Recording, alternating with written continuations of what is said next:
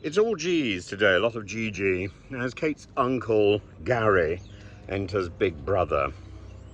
I suspect the royal family is anxious. What secrets can he betray, even without realizing it? What secrets can he be prompted to betray in the stress of being in Big Brother? I have friends who've been in Big Brother, but I'm certainly not a fan of the programme, and I think out of the reality TV corpus, it's one of the original reality TV shows that hugs closest to the worst aspects of reality TV and the Milgram experiment, and I think it's one to be taken very, very seriously.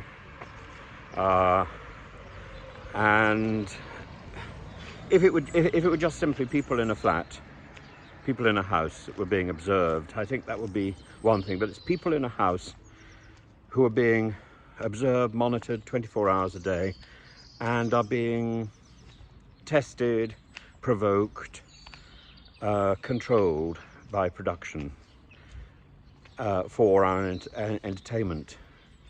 They're being prodded and persuaded to say and do things that they wouldn't do under normal circumstances. And that brings me to George Galloway.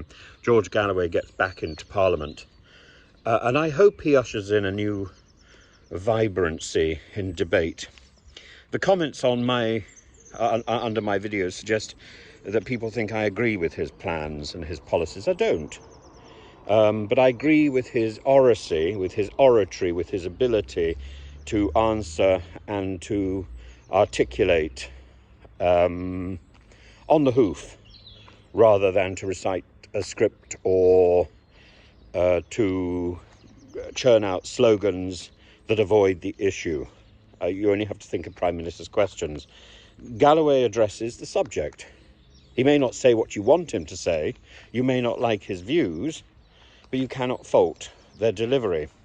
And as for getting Jeremy Corbyn to join him in an alliance against the war, I don't know whether that's against the Gaza war or whether it's against war in general.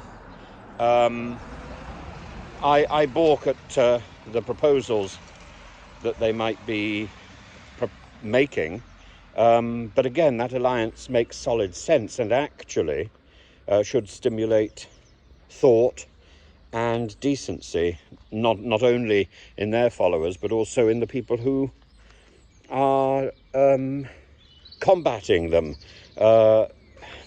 It's I think it's a serious positive for the House of Commons, and that stimulating thought and decency is something that's been absent from the chamber for too long.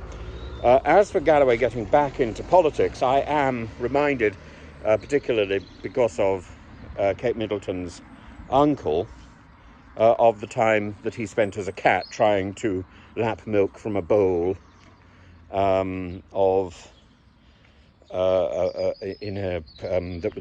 was given to him by... Now, who was the person who gave it to him? I can't remember her name now.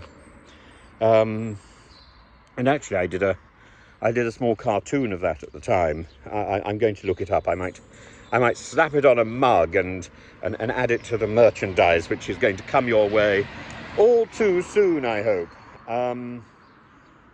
Actually, at the time, I thought that milk lapping moment was the end of his political career, and I was wrong.